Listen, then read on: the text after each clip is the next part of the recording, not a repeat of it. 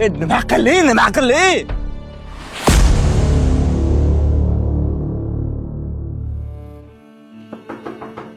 Keling, kim? Assalomu alaykum Erkin buva. Yaxshimisiz? Assalomu alaykum. Kelinglar, o'tiringlar. Hayitlaringiz bilan Erkin buva. Rahmat. O'zinglarni ham hayitlar bilan tabriklaymiz endi. Erkin buva, kasalga o'xshamaysiz, ko'rinishingiz zo'r. Rahmat. Qulluq. Omon bo'linglar. Erkin buva, bu kim kelish kerak edi? Eshikka qarayapsiz? Asadilla ham kelmadimi?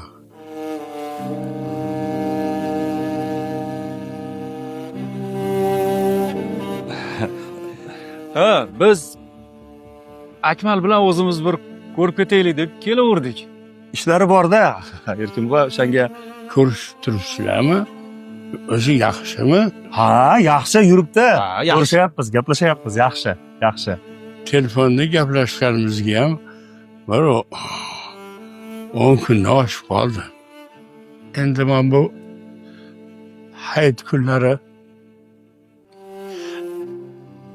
farzandingni kutar ekansan-da.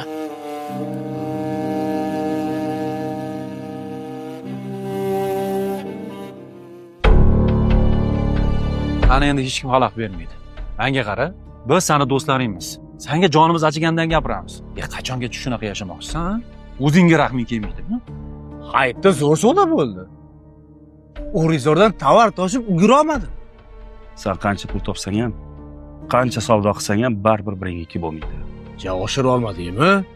Dadang bilan oxirgi marta qachon gaplashding? Nima qilay? 1 yilda 2 marta keladigan hayit savdo qilib qolish kerak, tirikchilik.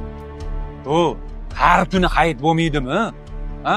Har kuni 100 million savdo qilmaysanmi? Agar silay raqam o'rniga qo'ymas ekansan, hammasi bir teng. Nima qiling? Yaqin do'konini och. Senga 1000 marta aytdik. Sen uchun boshqalar ishlaydi. O'shanda seni oilangga, yaqinlaringga, banisada borishingga ko'zi to'rt bo'lib turgan otangga vaqting bo'ladi. Tushunyapsanmi? Yaqinlar faqat hayitda emas, har kuni savdoni yaxshi bo'lishi uchun harakat qilishadi. Iltimos, shu yaqin ofisiga hozirroq boraylik. Yo'q. Oldin otangning oldiga borasan. Keyin yaqin ofisiga. Boramiz-a?